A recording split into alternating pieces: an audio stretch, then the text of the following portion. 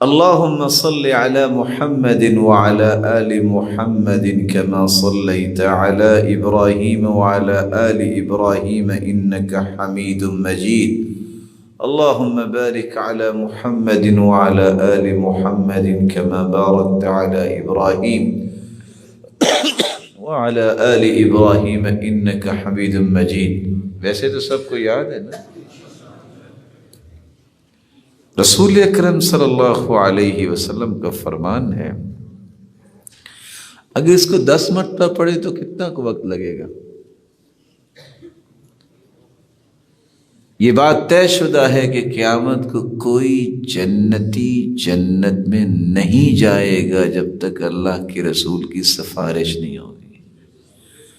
اور حدیث کہتی ہے، صحیح الجامع کی روایت ہے 6233، جو 10 مرتبہ صبح درود پڑھ لے، 10 مرتبہ شام کو پڑھ لے، خوش ہو جائے، محمد کریم اس کی سفارش کر دیں گے.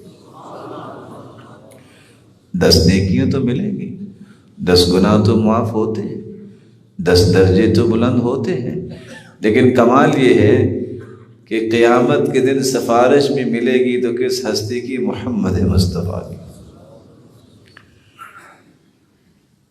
اور دنیا میں صرف 10 نیکیاں ہی نہیں ملیں گی، 10 گناہ ہی معاف نہیں ہوں گے. حدیث میں آتا ہے اذن تکفى ہمک ویغفر لک ذنبک. میرے صحابی تم کہتے ہو کتنا درود پڑھو، جتنا بھی پڑھ لو اتنا ہی کافی ہے. اگر تم درود ہی پڑھتے رہو تو زندگی کے سارے گناہوں کو اللہ معاف کر دیں گے اور سارے غموں کو خوشیوں میں تبدیل کر دیں گے. پڑھا کریں. ویسے کبھی آپ پڑھ کے دیکھیں اور اکیلے بیٹھ کے ضرور پڑھیے گا. مجھے امید واثق ہے کہ آپ کی زبان جو ہے اس میں لذت ضرور آئے گی. اللہ نے اپنے ذکر میں اور درود میں لذت رکھی ایسی ہے. اللہ شاہد ہے کہ انسان اگر اخلاص کے ساتھ ذکر کرے، یوں محسوس ہوتا ہے کہ شاید اس نے کون سی ایسی چیز کھائی ہے جو زندگی میں کبھی نہیں اس نے کھائی.